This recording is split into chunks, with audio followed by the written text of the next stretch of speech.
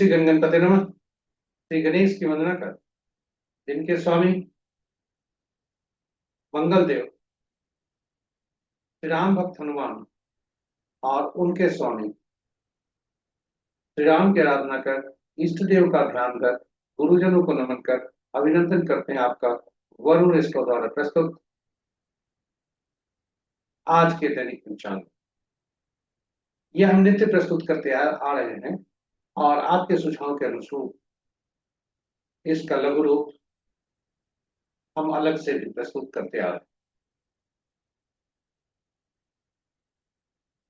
इस प्रस्तुति में डेटा जो लिए जाते हैं त्रिक पंचांग से लिए जाते हैं, छवि तथा ध्वनि, साथ ही साथ किसी महान हस्ती का जन्मतिथि उदाहरण के तौर पर और केवल एक्सरसाइज के लिए हम गूगल से लेते हैं।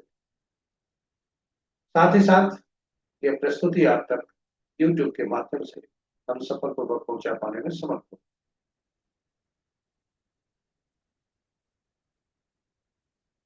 जिस प्रकार पंचांग के 5 अंग होते हैं, उसी प्रकार इस प्रस्तुति के भी पांच पांच भाग हैं। और 5 भाग में पहला भाग पंचांग भूत और ग्रहों के गोचर से संबंध है और इसी भाग का पंचांग और मुहूर्त को लेकर लघु रूप आपके लिए हमने प्रस्तुत करते हैं। दूसरा भाग नक्षत्र से संबंधित है, जिसे तारा बलम कहते हैं। चंद्रमा जिस नक्षत्र में भ्रमण कर रहे हैं और चंद्रमा जिस नक्षत्र में स्थायी रूप से जन्मकुंडली में है,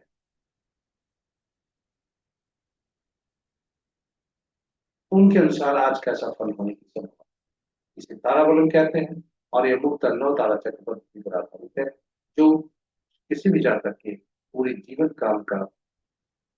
काल में ग्रहों की के क्या फल होंगे वह होता है। विस्तृत चर्चा प्रस्तुति। तीसरा भाग नक्षत्र की भांति ही चंद्रमा जिस राशि में भ्रमण कर रहे हैं, चंद्रमा जिस राशि में स्थायी रूप से जन्मकुंडली में है, उनके अनुसार कैसा दिन रहने की संभावना है।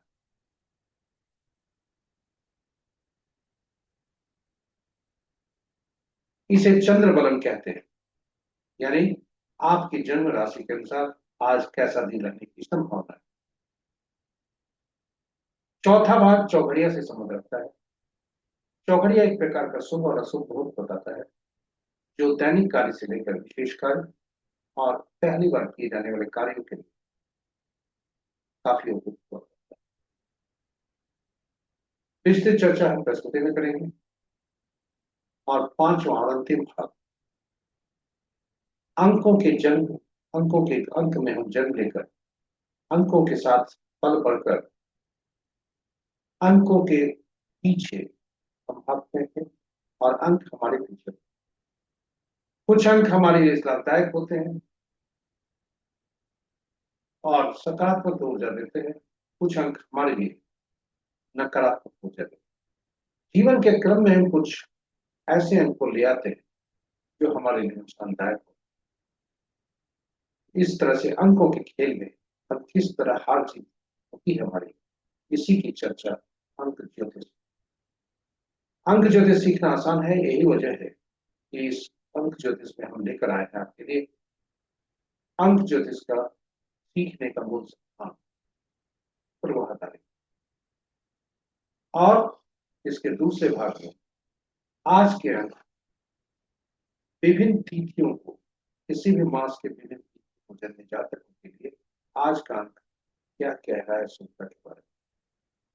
तो हर भाग प्रस्तुति का 5वां भाग आपके लिए बहुत ही महत्वपूर्ण है। हर भाग महत्वपूर्ण है, ज्ञानवर्धक, रोचक और उपयोगी है, होने वाला है। कृपया आप हमारे साथ बने रहेंगे, कहीं जाइएगा। हाँ, कागज कलम अगर लेकर रखें, नोट करें, यह आपके लिए अति उपयोगिता सिद्ध होगा आगे के दिनों में चलकर। तो चलिए, पंचांग में जाने के पूर्व दैनिक पंचांग में जाने के पूर्व हम पंचांग की महत्ता पर थोड़ी चर्चा कर लेते हैं। संक्षिप्त चर्चा। आम बोलचाल की भाषा में पंचांग शुभ और अशुभ मुहूर्त जानने का एक माध्यम है, परंतु ऐसे वास्तव में ऐसी बात नहीं। यह इसकी सीमा इतनी ही नहीं, यह व्यक्ति की निर्णय क्षमता को सुदृढ़ करता है, मजबूत करता है, हमारा हम सबका आत्मबल बढ़ाता है। पंचांग प्रकृति और ब्रह्मांड की ऊर्जा के साथ संतुलन स्थापित करने में सहायक होता है, और जिसके फलस्वरूप हम सबके जीवन में शांति, समृद्धि और सकारात्मकता का संचार होता है। अतः पंचांग का अनुसरण करके हम अपने जीवन को अधिक सफल और समृद्ध। पंचांग की महत्ता को देखते हुए चलिए आइए हम सब पंचांग का अनुसरण करके अपने जीवन में शांति, समृद्धि और सकारात्मकता का संचार सुनिश्चित करते हुए अपने जीवन को अधिक सफल और समृद्ध, साथ ही साथ साझा करें इस प्रस्तुति को अपने मित्रों, परिजनों का शुभेच्छुओं के संग, ताकि वे भी पंचांग का अनुसरण करके अपने जीवन में शांति, समृद्धि और सकारात्मकता का संचार सुनिश्चित करते हुए अपने जीवन को सफल और समृद्ध बना सकें, और उनके इस प्रयास को हम सब एक माध्यम बनकर खुद के भर। तो चलिए, जय श्री राम, चलते हैं प्रस्तुति। जय श्री राम।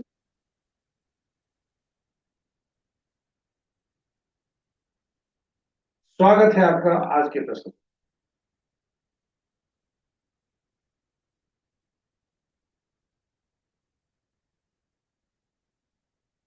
आज का दिनांक 21 अक्टूबर 2025, माह कार्तिक, पक्ष कृष्ण पक्ष और शुक्ल पक्ष दोनों, शाका संवत 1947 विश्व बसु, विक्रम संवत 2082 कलायुग, और कल युग का 5136। आज का सूर्योदय 5:51 पर, सूर्यास्त 5:17 पर, sunrise at 5:51 AM, sunset at 5:17। आज का दिशा शुभ उत्तर है, फिर भी इस दिशा में यात्रा करने को बाध्यता हुई तो गुड़ का सेवन कर यात्रा में शुभ करना। पंचांग के पांचों अंक, वार मंगलवार, तिथि संध्या 5:54 तक, कृष्ण पक्ष का अमावस्या जो पूर्णा तिथि के अंतर्गत आता है, उसके बाद शुक्ल पक्ष का प्रतिपदा जो नंदा तिथि के अंतर्गत आता है, नक्षत्र रात्रि के 10:59 तक चित्रा, उसके बाद स्वाति, योग देर रात्रि 3:17 तक कुंभ, उसके बाद तिथि, और करण संध्या के 5:54 तक नाग, और तत्पश्चात कल भोर में 7 बजकर, कल सुबह कहें 7:04 तक तुगन, और उसके बाद गौ। तो ये रहे पंचांग के पांचों। महत्वपूर्ण मुहूर्त में जाने के पूर्व भोलेनाथ को नमन करते हैं, याद करते हैं भोलेनाथ को, और देखते हैं कि भोलेनाथ आपका वास आज कहाँ है और शुभता कैसी। जय भोलेनाथ। ओम नमः शिवाय। ओम नमः शिवाय। तो जब तक कृष्ण पक्ष अमावस्या है, तब तक भोलेनाथ गौरी के सानिध्य में है, जो सुखप्रद है। उसके बाद तो शुक्ल पक्ष प्रतिपदा होता है, तो ये शमशान में होते हैं क्योंकि सुखप्रद नहीं। जय भोलेनाथ। ओम नमः शिवाय। ओम नमः शिवाय। महत्वपूर्ण मुहूर्त के में शुभ मुहूर्त में अभिजीत मुहूर्त दिन के 11:11 से 11:57 तक, अमृत काल अपराह्न 3:51 से 5:38 संध्या तक, विजय मुहूर्त अपराह्न 1:28 से 2:14 तक, गोधूली बेला संध्या 5:17 से 5:42 संध्या तक, निशिता मुहूर्त देर रात्रि 11:09 से 11:59 तक, और रात्रि में किए जाने वाले पूजा पाठ, जप तप, साधना, तंत्र मंत्र आदि के लिए निशिता मुहूर्त श्रेष्ठ हुआ करता। अशुभ मुहूर्त में सबसे प्रभावी अशुभ मुहूर्त राहु काल, अपराह्न 2:25 से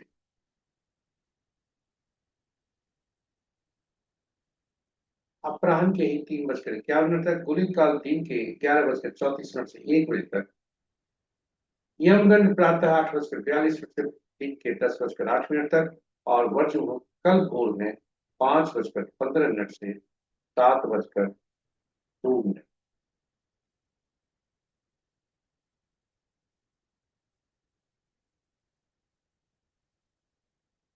तो ये रहे हमारे आज के शुभ और अशुभ। ग्रहों की आकाशीय स्थिति को देखते हैं, जो स्थानीय समय पटना के प्रातः काल का है। 5 बजे का। चंद्रमा आज राशि परिवर्तन करने वाले हैं और अस्त अवस्था में आज वे कन्या से तुला राशि में जाएंगे, जहां सूर्य देव पहले से ही वर्तमान।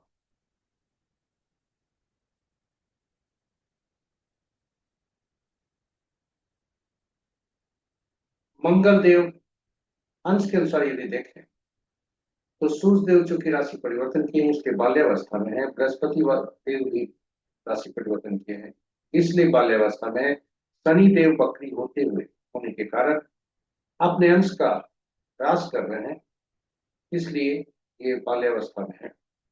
और चंद्रदेव की चर्चा हमने की कि आज राशि परिवर्तन करने वाले हैं, इसके वृद्धावस्था में है। मंगल देव ही राशि परिवर्तन करेंगे, बुध देव भी राशि परिवर्तन करने वाले। मंगल देव तुला से वृश्चिक में जाएंगे, बुध देव भी तुला से वृश्चिक, और इस प्रकार मंगल देव अपनी ही राशि में जाएंगे। तो ये वृद्धावस्था में है, इसलिए थोड़ा कमजोर अवस्था। शुक्र देव, राहु देव, केतु देव मजबूत अवस्था। राशियों के अनुसार देखें यदि, तो शुक्र बुध की राशि में और बुध शुक्र की राशि में। जब बुध तुला से निकल जाएंगे तो फिर उनका राशि यह स्थिति नहीं रहेगी। शुक्र की राशि में 3 ग्रह हैं, बुध की राशि में 2 ग्रह हैं, मंगल की राशि में कोई ग्रह नहीं है, शेष ग्रहों की राशियों में एक एक। मित्र की राशि में 5 ग्रह, शत्रु की राशि में 2 ग्रह, और सम राशि या तटस्थ जो राशियां हैं, तटस्थ ग्रहों की राशियों में 2 2 ग्रह। अपनी अपने राशि में कोई भी ग्रह नहीं। तो ये रहे अंश के अनुसार, राशि के अनुसार। नक्षत्र के अनुसार यदि देखें तो मित्र ग्रह के नक्षत्र में 2 ग्रह, शत्रु के नक्षत्र में 2 ग्रह, सम ग्रह के नक्षत्र में 5 ग्रह हैं, और अपने ही नक्षत्र में 1 ग्रह बृहस्पति देव। इस प्रकार बृहस्पति के नक्षत्र में 5 ग्रह, मंगल देव के नक्षत्र में 2 ग्रह, शुक्र देव तथा चंद्रदेव के नक्षत्र में एक एक ग्रह है, और केतु, सूर्य, राहु, शनि, बुध के नक्षत्र में कोई ग्रह नहीं। तो ये रहे हमारे नक्षत्रों की स्थिति। और आज हमने जैसा कहा था, आज चंद्रदेव का राशि परिवर्तन है, मंगल देव और बुध देव का आने वाले दिनों में राशि परिवर्तन। तो चलिए आपको दूसरे भाग में रहेंगे। आज 30 अक्टूबर को चंद्रमा जैसे परिवर्तन राशि जो नक्षत्र से जो इनका भ्रमण होगा उसके अनुसार यह फल होता है। तारा बलम से कहा जाता है। यह चंद्रमा के गोचर से संबंधित है। तारा बलम के समक्ष हॉरिजॉन्टल कॉलम में नक्षत्रों के नाम है। यह बताता है कि चंद्रमा का गोचर आज किस नक्षत्र में। और तारा बलम के नीचे जो नक्षत्र के नाम है वर्टिकल रोज, वे हैं चंद्रमा किसी जातक के जन्म कुंडली में किस नक्षत्र। फल निकालने के लिए ये दोनों का तालमेल किया जाता है ताकि फल सही। और शुभ और अशुभ दोनों स्थितियां बन सकती हैं। कुल 9 स्थितियां बन सकती हैं। जब आज का तारा आपका जन्म, संपत, विपत, क्षेप, प्रत्यय, साधक, नैथनी, मित्र और मित्र में। जन्म, विपत, प्रत्यय और नैथनी में जब ये तारा आज के होते हैं तो वह समस्या भरे होते हैं, परेशानी का कारण होते हैं, अशुभता का संकेत, चुनौती का संकेत है।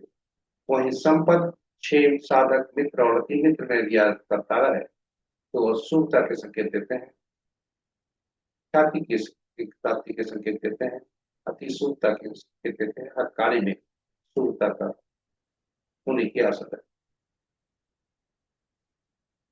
जब भी जन्म, विपत, प्रत्यय और नैथन्य में आपका तारा हो अशुभ स्थिति में, तो प्रयास करें कि आज के दैनिक कार्य में सावधानी बरतने का, साथ ही साथ नए कार्य का आरंभ न करने का, और उसे अगले समय के लिए जब शुभ तारा आपका होगा तब करने का। आप यानी आज यदि अशुभ स्थिति है तो उसे टालने की बात है। उपाय के तौर पर किताब में बहुत सारी चीजें लिखी हैं, हम संकलित करके हम भी कुछ बताएंगे, किंतु जोखिम लेने की आवश्यकता नहीं है, क्योंकि उनका कहीं भी संतुष्टि नहीं। अभी तक हम संतुष्टि नहीं कर पाए हैं, किसी कॉर्नर से हमें संतुष्टि नहीं मिली है, इसलिए जोखिम लेने की आवश्यकता सलाह नहीं है। चलिए, ताराबलम का मुख्य सिद्धांत, जो ताराबलम जो है उसका मूल जो सिद्धांत है वह नव तारा चक्र पद्धति। नव तारा चक्र पद्धति ताराबलम तो चंद्रमा के बारे में बताता है और आज के बारे में बताता है, जबकि नव तारा चक्र पद्धति जातक के पूरे जीवन काल में सभी ग्रहों के लिए बताता है। तो बुरा नहीं हो उपयोगी यदि हमें यह पता चल जाए कि कौन से ग्रह हमारे लिए शुभकारी हैं, कौन से अशुभकारी, तो उनका दशा महादशा का फल उसी तरह से होगा।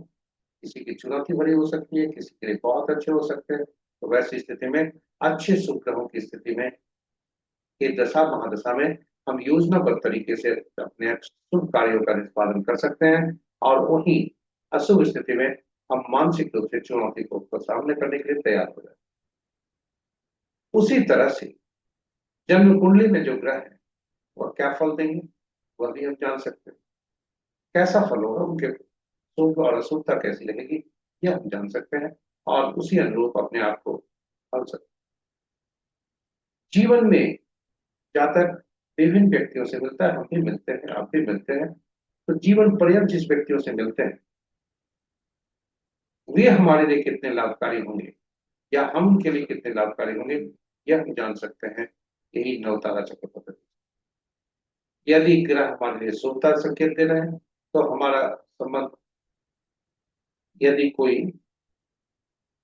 ग्रह हमारे लिए शुभता के संकेत दे रहे हैं तो उस ग्रह में जन्मे जातक हमारे लिए शुभता के संकेत होंगे, और यदि हमारे लिए अशुभता के संकेत दे रहे हैं तो उस ग्रह में जन्मे जातक अशुभता के फल देकर हमें हमारे साथ अशुभता रहे। इन सारी बातों का नवतारा चक्र पद्धति पर यह नवतारा चक्र पद्धति से हम जान सकते हैं।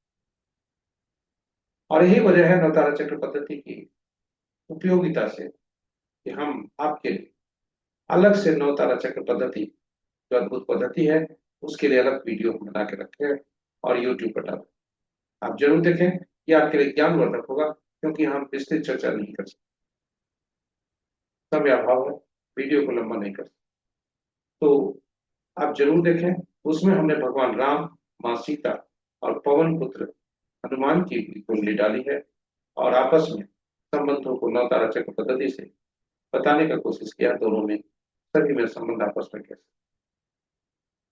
नवतारा चक्र पद्धति का मूल सिद्धांत भी इस बात से है कि ग्रह अपना फल नहीं देते, नक्षत्र ही ग्रहों का फल देते। प्रश्न उठता है, कुल 27 नक्षत्र, कुल 27 नक्षत्र ग्रह नहीं, फिर कौन से नक्षत्र किसका फल देंगे? इसके लिए 27 नक्षत्रों को 9 नक्षत्र के समूह में 3 भागों में रखा है, 3 श्रेणियों में रखा है। पहला श्रेणी में पहला से 9वां नक्षत्र, दूसरे श्रेणी में 10वां से 18वां और तीसरे में 19वां से 27वां। और ग्रहों को दशा महादशा के क्रम में रखा गया। पहला ग्रह केतु, दूसरा शुक्र, तीसरा सूर्य, चौथा चंद्रमा, पांचवा मंगल, छठा राहु, सातवां बृहस्पति, आठवां शनि और बुध, नौवां बुध। जब भी हम ग्रहों की चर्चा करेंगे दशा महादशा के क्रम में या नवतारा चक्र पद्धति के क्रम में, तो हम क्लॉकवाइज डायरेक्शन में घूमेंगे। अब ग्रहों को, नक्षत्रों को ग्रह से जोड़ा गया, यानी नक्षत्र के स्वामी ग्रह बने। और वे ग्रह कैसे निर्धारित हुआ? तो हर श्रेणी में से पहला नक्षत्र जो हुआ उसका स्वामित्व केतु देव को गया, यानी पहले में से पहला, दूसरे में से 10वां, तीसरे में से 19वां, इनके नक्षत्र के स्वामी केतु देव बने। उसी क्रम में दूसरा 12वां दूसरा 11वां और 20वां, सॉरी, दूसरा 11वां और 20वां, इनका स्वामी तो सुखदेव बने। तीसरा 12वां और 21वां के स्वामी सूर्यदेव बने। चौथा 13वां और 22वां के स्वामी चंद्रदेव। और इसी क्रम में बढ़ते हुए 9वां, 18वां, 27वां नक्षत्र के स्वामी बुधदेव बने। और यह सूची इस तरह से, यह उपयोगी है, इसे आप सहेज कर रख सकते हैं, क्योंकि फलित इसी से होता है। अब आज का दिन मंगलवार है। चलिए ऐसा हम करते हैं, उदाहरण स्वरूप आज किसी जातक का जन्म, आज के सूक्ता देखने के लिए, आज के सूक्ता, सॉरी, हम किसी भी ग्रह का से में जन्मे जातक के लिए आज का दिन, आगे आने वाले कौन कौन से ग्रह शुभकारी होंगे, कौन से अशुभकारी, यह जानने के लिए हम किसी भी ग्रह को, जातक जिस नक्षत्र में जन्म लेता है उसके ग्रह को पकड़, पुनः बता दें, यदि हमें यह देखना है कि किसी भी व्यक्ति, खास व्यक्ति के उन विभिन्न नक्षत्र, विभिन्न ग्रह कैसे फलते हैं, इसके लिए जातक जिस नक्षत्र में जन्म लेते हैं उनके नक्षत्र स्वामी यानी उनके ग्रह को पकड़ो और गणना वहीं से आरंभ करें। घड़ी की सुई की दिशा में बढ़े और पहला ग्रह, दूसरा ग्रह, तीसरा ग्रह, चौथा, पांचवा, छठा, सातवां, आठवां, नौवां, इनको सूचीबद्ध अपने तरीके से करें और फिर फलित करें। तो आज उदाहरण के लिए हम लेते हैं, आज मंगलवार है, मंगल के नक्षत्र में जन्मे जाते, मृगशिरा, चित्रा और या श्रविष्ठा नक्षत्र में जो भी जन्मेंगे वे मंगल के नक्षत्र, और उनके लिए पहला ग्रह मंगल बने, दूसरा राहु, तीसरा बृहस्पति, चौथा शनि, पांचवां बुध, छठा केतु, सातवां शुक्र, आठवां सूर्य और नौवां चंद्रमा।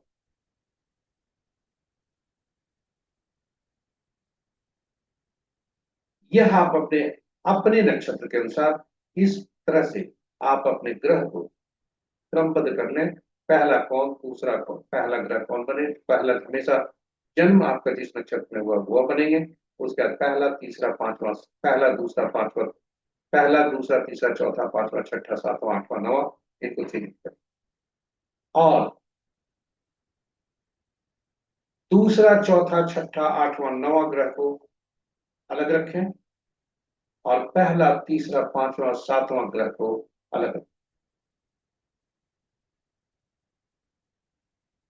पुनः बता दें, दूसरा, चौथा, छठा, आठवां और नौवां, इन ग्रहों को अलग रखें, सूचीबद्ध करें और पहला, तीसरा, पांचवा, सातवां, इनको सूचीबद्ध करें।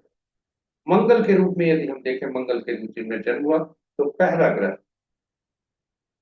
मंगल बने, तो पहला, तीसरा, पांचवा, सातवां जो बनेंगे वे होंगे मंगल, बृहस्पति, बुध और शुक्र। और मंगल के नक्षत्र में जन्मे जातक के लिए दूसरा ग्रह बनेंगे राहु, चौथा शनि, छठा केतु, सातवां दूसरा राहु, चौथा शनि,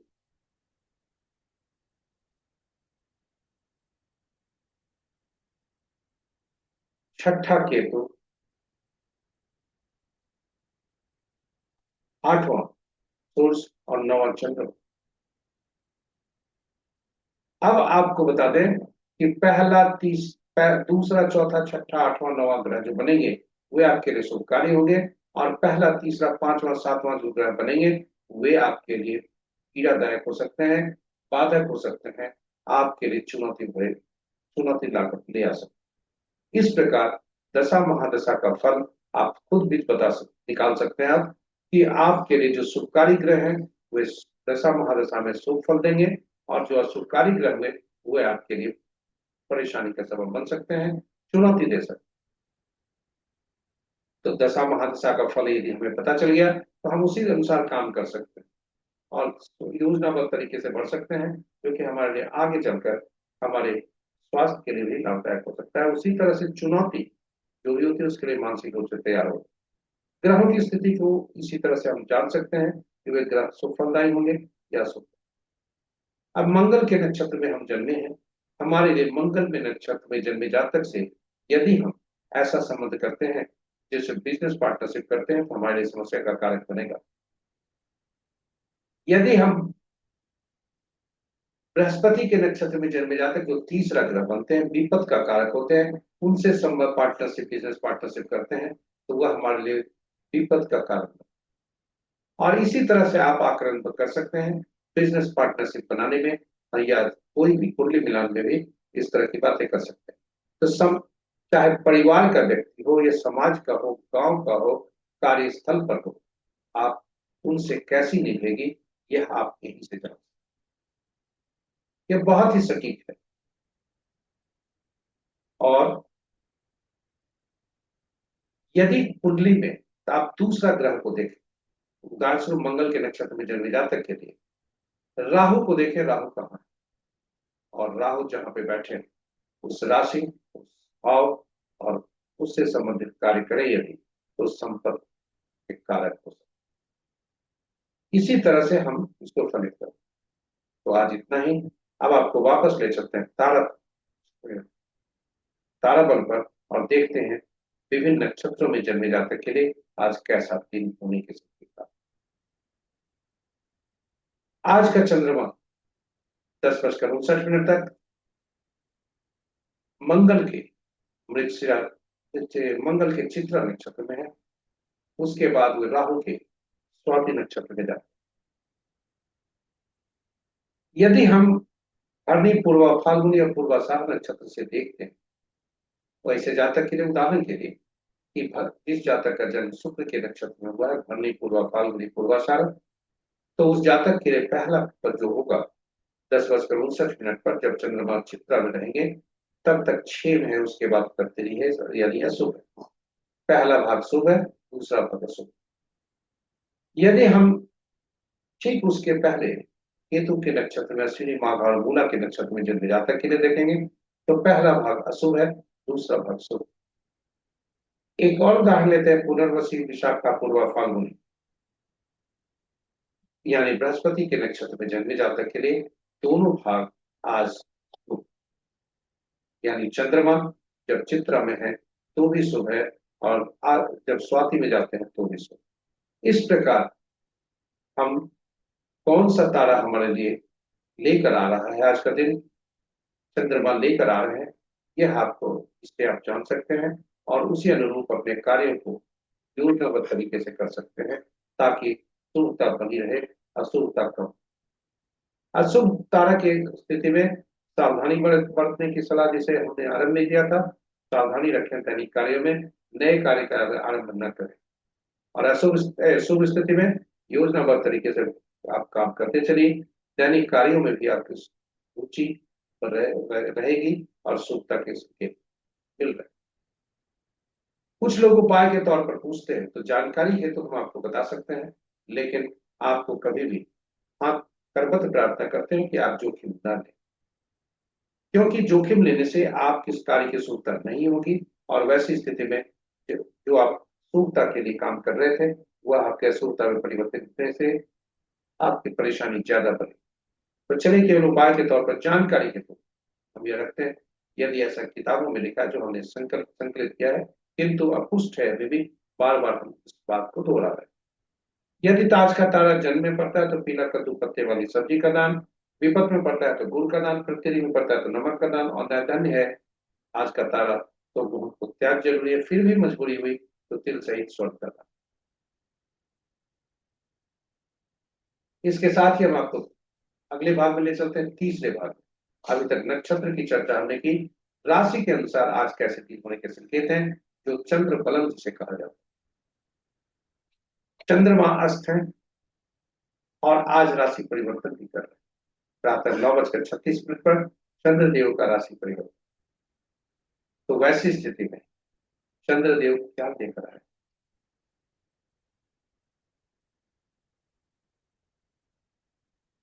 चंद्रदेव यहाँ यह बता दें इसे चंद्र बलम कहा जाता है, और चंद्रदेव आपके जिस राशि में है वही आपकी राशि हो। लगन या सूर्य या कोई और ग्रह से आप अपना ये राशि न देखें, राशि को देखें केवल चंद्रमा जहां बैठे हैं। अक्सर लोग ये भूल करते हैं कि जन्म कुंडली जब बनती है तो लगन से आपको दिखता है और आप लगन की राशि को लेकर आगे बढ़ते हैं। ये नहीं, चंद्रमा जिस राशि में है वही आपकी राशि है। ऐसा हो सकता है कि वृश्चिक राशि में आपका जन्म हुआ हो, वृश्चिक लगन में जन्म हुआ हो, राशि में नहीं, वृश्चिक लगन में जन्म हुआ हो, और उसके अगले भाग, अगले ग्रह में जो दूसरा भाग होता है, लगन से दूसरा भाग, उस समय धनु राशि बैठे हो, वहां चंद्रमा बैठे हो, तो आपकी राशि धनु, वृश्चिक नहीं हो। तो चलिए, आज कन्या राशि में चंद्रमा 9:36 प्रातः तक है, अस्त अवस्था में है। अस्त अवस्था जब राशि परिवर्तन करेंगे तो वो भी रहेंगे, क्योंकि वो तुला में जाएंगे जहां सूर्यदेव पहले से वर्तमान। और जब भी कोई भी ग्रह सूर्यदेव के समीप जाता है तो अपनी क्षम जो अपनी जो क्षमता है वह अस्त होता है, वो खोता है। तो चंद्र बलन के अनुसार जब तक 9:36 तक, जब तक चंद्रमा कन्या में है, तब तक के लिए मेष, कर्क, कन्या, वृश्चिक, धनु तथा मीन राशि की उत्तमता के संकेत। उसके बाद जब चंद्रमा तुला राशि में जाते हैं तो मेष, वृषभ, सिंह, तुला, धनु और मकर राशि के लिए उत्तमता के संकेत।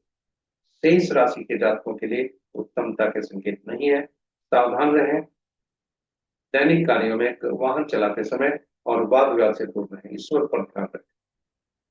इन्हीं शब्दों के साथ तीसरे भाग की प्रस्तुति समाप्त होती है। चौथे भाग में आपको लेकर चलते हैं, जो कि चौघड़िया से। चौघड़िया एक प्रकार का शुभ और अशुभ काल दर्शाता है, शुभ और अशुभ को दर्शाता है, और किसी भी शुभ कार्य को करने के लिए इसका उपयोग किया जाता है। चाहे वो शुभ कार्य दैनिक कार्यों से संबंध हो, पूजा पाठ हो, या कोई पहली बार हम काम करने जा रहे हैं। हम हर कार्य में शुभता चाहते, शुभता के लिए यह जो चौघड़िया, जो ज्योतिष है, चौघड़िया एक प्रकार का मुहूर्त है, वह काफी कारगर है।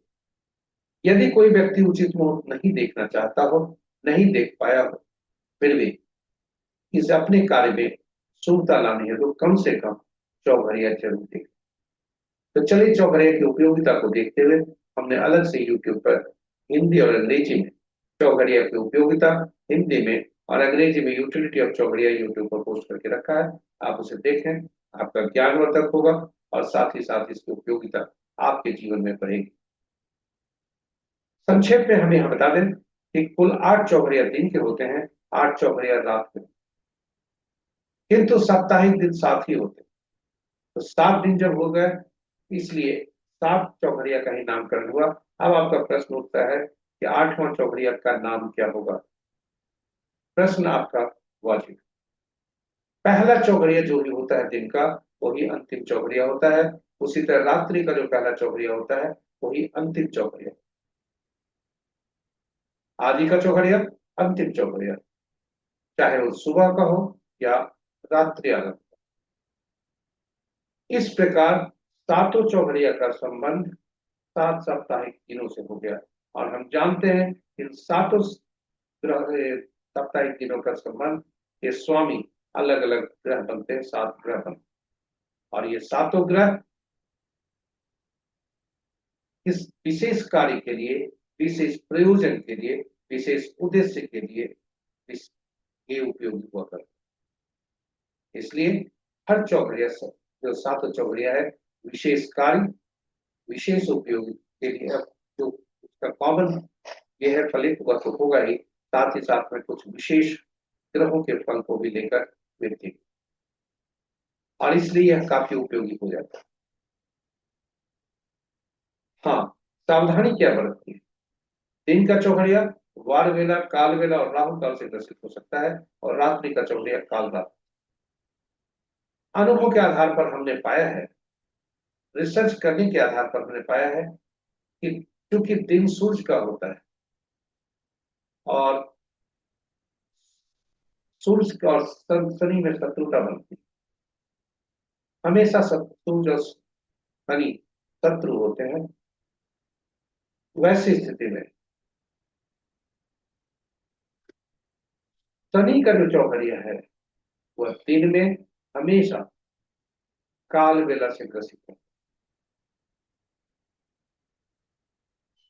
पुनः बता दें, शनि का चौघड़िया सूर्य और शनि में शनि रहती है, आपस में नहीं बनती, जबकि पिता पुत्र हैं।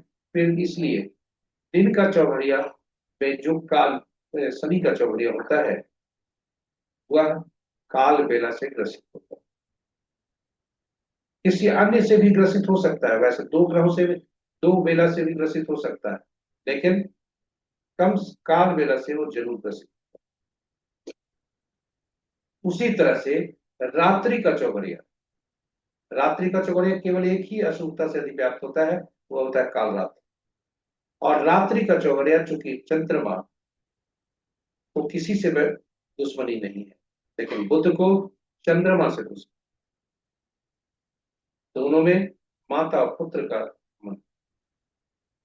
तो चंद्रमा, बुध का चंद्रमा से दुश्मनी, इसलिए चंद्रमा के रात्रि के जो चौघड़िया हुआ करता है उसमें बुध का चौघड़िया, लाभ चौघड़िया, वह काल रात्रि से ग्रसित।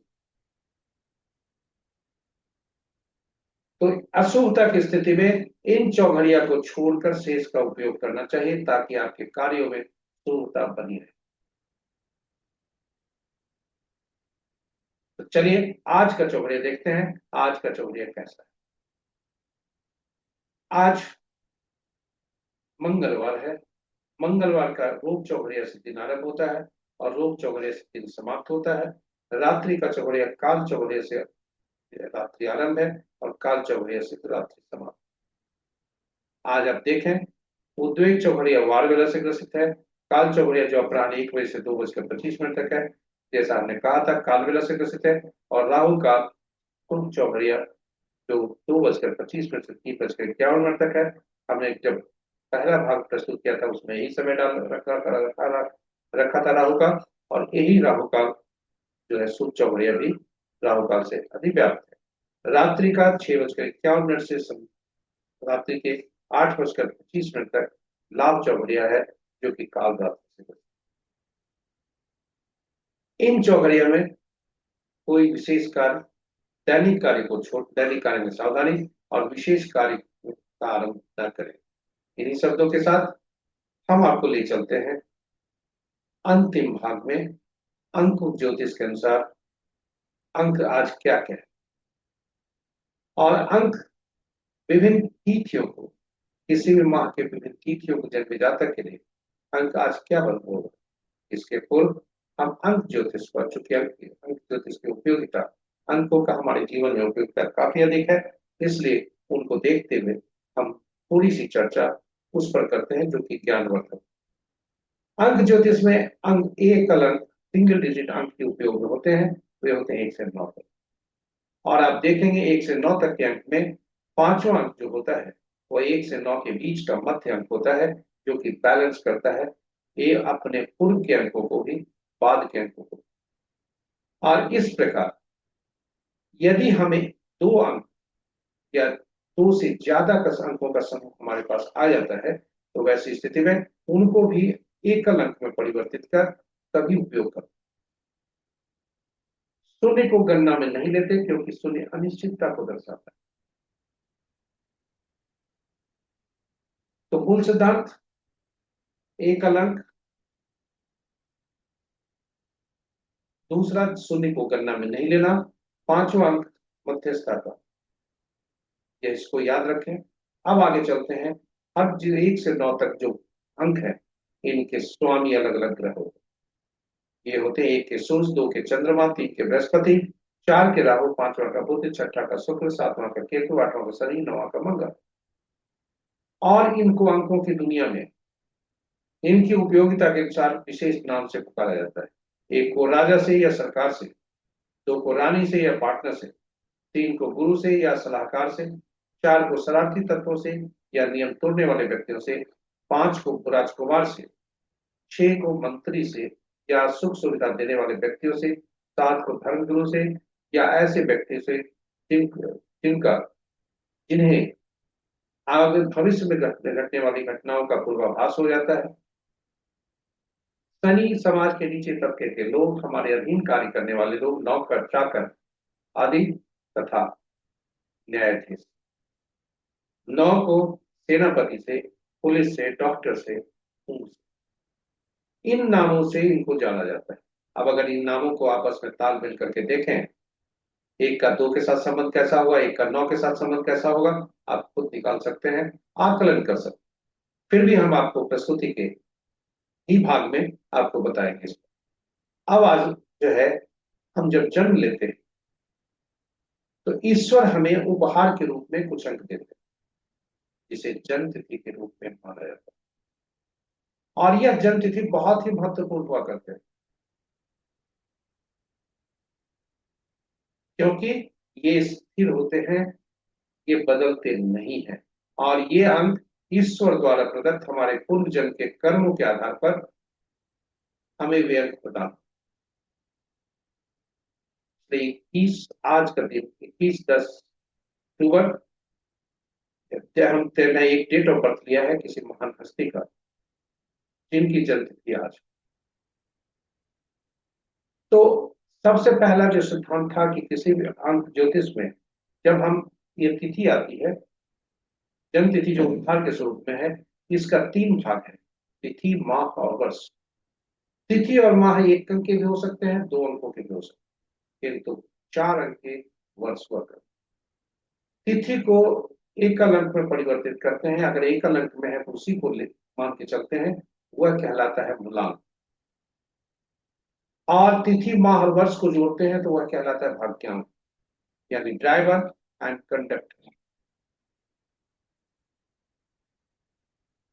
तिथि तिथि को ये जोड़कर एक अलग करते हैं तो मूलांक कहलाता है। तिथि माह और वर्ष को जोड़ते हैं तो भाग्यांक कहलाता है। इस जातक के संदर्भ में इनका मूलांक या ड्राइवर 3 है और कंडक्टर 6 है। आप इसे नोट करें।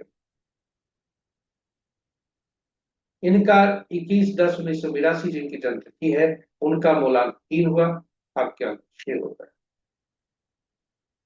1982 जो वर्ष का अंक है, इसको भी जोड़कर एकल अंक में परिवर्तित करते हैं, और पुरुष के लिए 11 उसमें घटाते हैं और महिला के लिए 4 उसमें जोड़ते हैं, वह निकलता है एंजल नंबर, हुआ नंबर भी कुछ लोग बोलते हैं।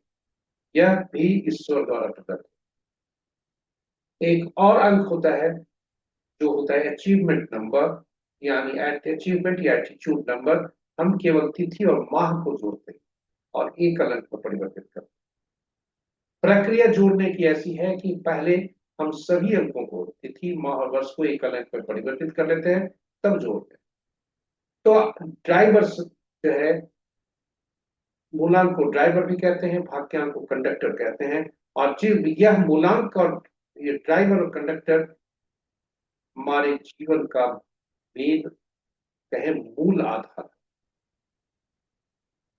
ड्राइवर और कंडक्टर आपस में मित्र होना चाहिए, दुश्मन नहीं होना चाहिए। अगर हम दैनिक जीवन में बस को चलाते हैं, बस में यदि ड्राइवर और कंडक्टर दोनों एक दूसरे के एंटी हो जाएं, तो बस को चलना मुश्किल होता है। उसी तरह हमारा ड्राइवर और कंडक्टर अगर दोनों एंटी हो जाएं, फिर जीवन में परेशानियां बहुत हो, जीवन का बस नहीं चल पाता।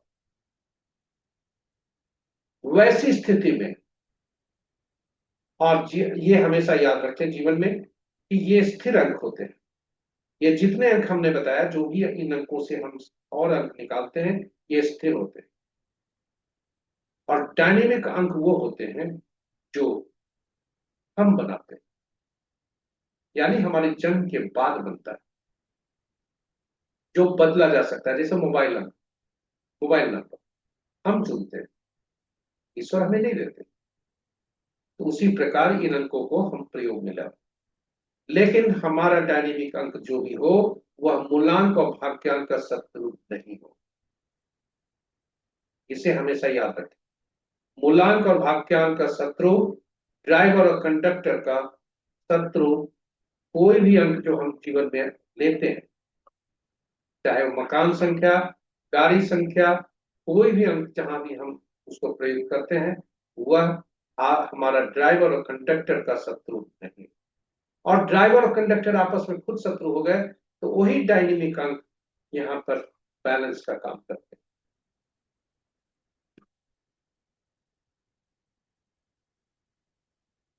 तो डायनेमिक अंक हम बनाते हैं और ईश्वर द्वारा प्रदत्त जो अंक होते हैं स्टैटिक।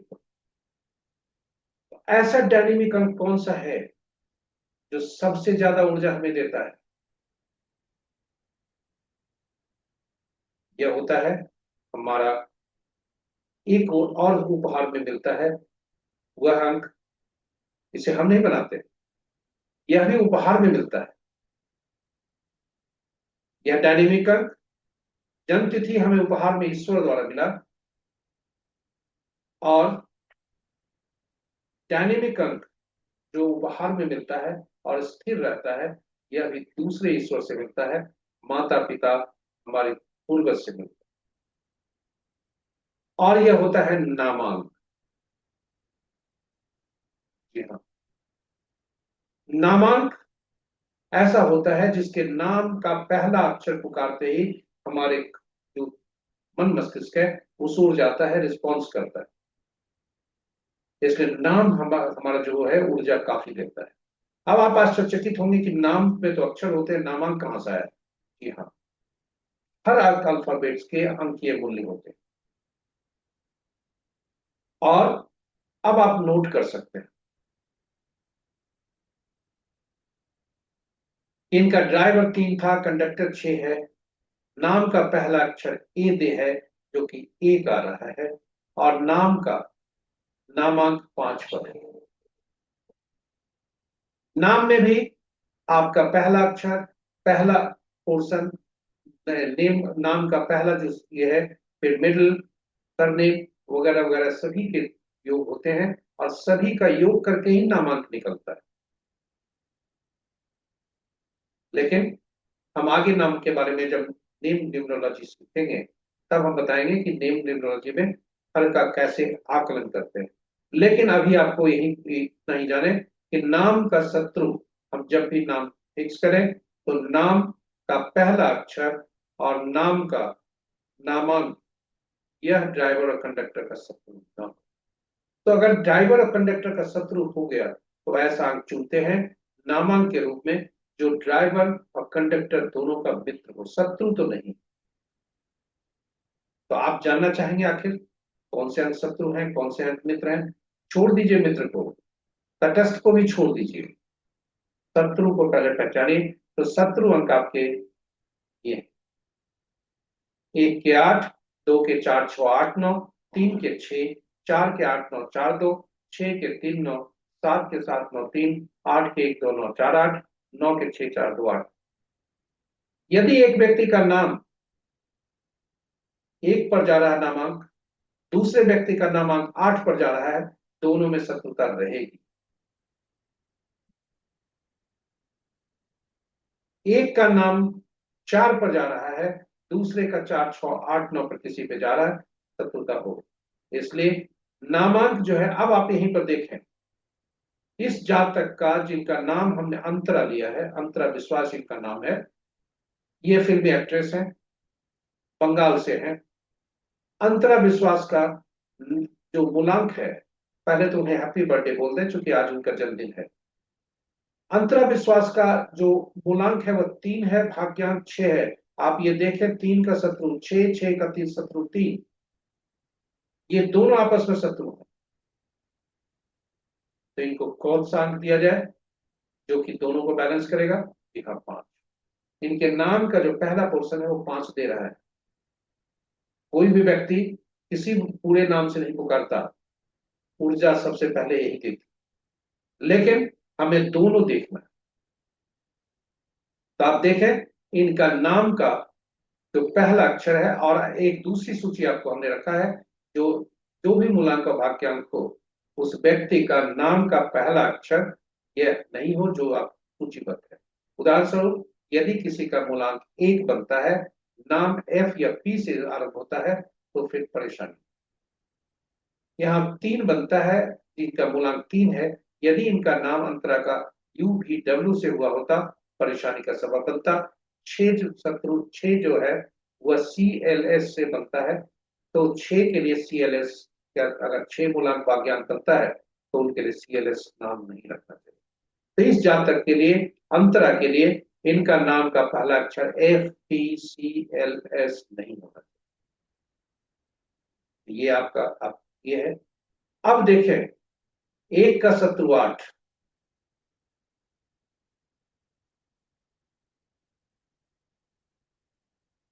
इनका, अब आप देखें इनका 3 अंक है, मूलांक 3 है, भाग्यांक 6 है। कहीं भी 8 अंक नहीं आ रहा है। ये 44वां साल ये गुजार रही है, ये इनके लिए अच्छे अंक होने की सब। पर्सनल ईयर कैसे निकालेंगे? ये जब भी हम इस साल कैसा बीतेगा जातक का यह देखना चाहते हैं, तो सबसे पहले रनिंग एज निकालिए। कितना साल क्रॉस कर गए? नहीं, अभी रनिंग एज, आज से इनका 44वां साल चलेगा, जो कि 2026 में समाप्त होगा। जो 8 दे रहा है, अब जो ओरिजिनल बर्थडे है उसको निकालिए। 21/10/1982 में, 1982 को निकालकर 2025 जोड़ दिए, और ये 2 1 3 1 4 और 9 4 13, 13 होता है। 21/10/2025 का 13 का मतलब 4। तो अब हम देखें कि 3 और 6 के शत्रु तो 4 और 8 नहीं है, नहीं है, लेकिन 4 और 8 आपस के शत्रु, इससे थोड़ी परेशानी होगी स्वास्थ्य संबंध। दूसरा, इस पूरी सूची में एक महत्वपूर्ण बात को आपको बताना चाहते हैं कि कुछ अंक ऐसे होते हैं जो अपने ही शत्रु होते हैं। आप देखें यहाँ, चौथा अंक 4, 4 का दुश्मन दूसरा अंक बाद में, पहला अपना ही अंक शत्रु है। 7 8 और 9, आखिर क्यों? 4 अंक को हम असामाजिक तत्वों से जोड़ते हैं, नियम तोड़ने वाले व्यक्तियों से जोड़ते हैं। तो एक नियम तोड़ने वाला असामाजिक तत्व, दूसरा सामाजिक तत्व, एक गुंडा दूसरे गुंडे को नहीं देखना चाहता। इसको बोलचाल की भाषा में ऐसे करें। 7वां अंक, एक साधु, एक सन्यासी दूसरे सन्यासी के साथ वैमनस्यता रहती है। 8वां अंक, एक न्यायाधीश दूसरा न्यायाधीश को नहीं देखना चाहता। 9वां अंक, एक सेनापति दूसरे सेनापति को नहीं देखना चाहता। हुई ना बात? एक ब्लड ग्रुप दूसरे ब्लड ग्रुप से मिलने में परेशानी होती। तो कहने का मतलब यह है कि ये दोनों, ये कुछ अंक ऐसे हैं जो एक दूसरे अपने ही अंक के शत्रु। इसलिए हमेशा ये देखें, बहुत से लोग 4 गुणांक वाले मोबाइल अंक 4 पर रखती, नाम 4 पर ले गए, परेशानी का सबब। सोचे कि 4 तो मेरा लकी नंबर है, चूंकि बर्थडे है, तो इस तरह से यह अशुभता लाता है। तो चलिए, आज इतना ही। अब आपको आज के अंक क्या बता रहे हैं? तो आज का मूलांक 3 होगा। आपके अंक आज का क्या होगा? 4। तो 4 अंक से विभिन्न तिथियों को जन्मे जातक, किसी भी माह के विभिन्न तिथियों का जन्मे जातक, ये 4 अंक क्या बोल रहे हैं? ये देखिए, 4 अंक किसी के मित्र यदि हैं तो केवल 6 और 7 के हैं, एक के तटस्थ है। इसलिए जिस जातक का जन्म 1/10/1928 को हुआ है, उसके लिए तटस्थता का होगा 3 सामान्य रहेगा। जिनका जन्म 5/14/23 को हुआ है, उनके साथ, उनके लिए 3 साधारण रहेगा। तटस्थता का संबंध है 6/15/24 और 7/16/25 तिथि को किसी भी माह का जन्म जातक के लिए मित्रता का संबंध है, इसलिए दिन उत्तम होगा।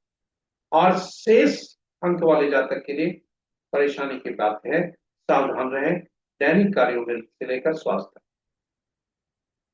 क्योंकि 4 अंक ये शत्रुता का अंक बाकी अंकों का है। तो 4 4 का शत्रु है, 8 का शत्रु है 9 का शत्रु, अति शत्रु जिसे बोलते हैं। 2 के साथ में शत्रु है, 3 के साथ में शत्रु। तो इस तरह से हम इन अंकों को देखते हैं, और आज का दिन ये अंक आपको यही बता रहा है। तो आज का दिन जो अंक बता रहा है वो बता रहा है कि जिनका मूलांक 1, 5, 6, 7 है, उनके लिए दिन आज अच्छे होने के संकेत है, शुभता के संकेत हैं। अन्य के लिए थोड़ी परेशानी के संकेत हैं, चुनौती भरे हो सकते हैं, सावधान रहने की आवश्यकता है। इन्हीं शब्दों के साथ ये प्रस्तुति यहाँ पर समाप्त होती है। आप हमारे साथ बने रहे इसके लिए बहुत बहुत धन्यवाद। आशा करते हैं कि यह प्रस्तुति आपके लिए उपयोगी होगा, ज्ञानवर्धक होगा, रोचक होगा, हुआ होगा। और यदि इस प्रस्तुति को पहली बार देख रहे हैं तो हमारे चैनल को सब्सक्राइब करें, साथ ही साथ नोटिफिकेशन बटन को जरूर दबा दें, ताकि हमारे भविष्य में होने वाली जितनी प्रस्तुतियां हैं आप तक पहुंच सके और आप उसे लाभ ले सकें। और अंत में आपसे आग्रह है कि साझा करो, इस प्रस्तुति को साझा करें अपने मित्रों, परिजनों और शुभेच्छुओं के संग, ताकि वे भी इसका लाभ उठा सकें। इन्हीं ये के साथ हम आपसे विदा लें इसके पूर्व मंगल देव श्री हनुमान और उनके स्वामी श्री राम से प्रार्थना करते हैं कि आपका दिन शुभ हो। जय श्री राम, जय मंगल देव, जय हनुमान।